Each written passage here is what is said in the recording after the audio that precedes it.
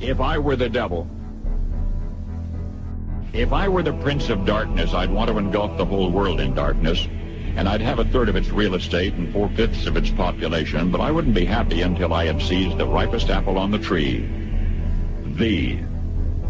So I'd set about, however necessary, to take over the United States. I'd subvert the churches first. I'd begin with a campaign of whispers. With the wisdom of a serpent, I would whisper to you as I whispered to Eve, do as you please. To the young, I would whisper that the Bible is a myth.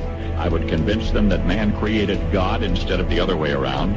I would confide that what's bad is good and what's good is square. And then I'd get organized. I'd educate authors in how to make lurid literature exciting so that anything else would appear dull and uninteresting. I'd peddle narcotics to whom I could. I'd tranquilize the rest with pills.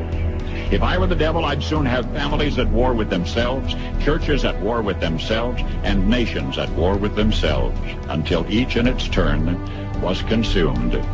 And I'd have mesmerizing media fanning the flames. If I were the devil, I would encourage schools to refine young intellects, but neglect to discipline emotions. Just let those run wild. Until before you knew it, you'd have to have drug-sniffing dogs and metal detectors at every schoolhouse door. Within a decade, I'd have prisons overflowing. I'd have judges promoting pornography. We're talking about 8-year-olds and 9-year-olds and 11-year-olds and 12-year-olds. He's got over 600 images, gobs of video footage of these children. But you say this does not signal a heinous or egregious child pornography offense. And then you went on to say the defendant was merely trying to satisfy his curiosity. That's somehow a reason to only give him 3 months. Help me understand this. Soon I could evict God from the courthouse, then from the schoolhouse, and then from the houses of Congress. I would lure priests and pastors into misusing boys and girls and church money. If I were the devil, I'd take from those who have and give to those who want it until I had killed the incentive of the ambitious. I would caution against extremes.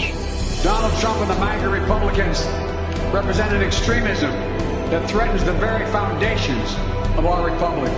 I would convince the young that marriage is old-fashioned, that swinging is more fun, that what you see on TV is the way to be. In other words, if I were the devil, I'd just keep right on doing what he's doing. Paul Harvey. Good day.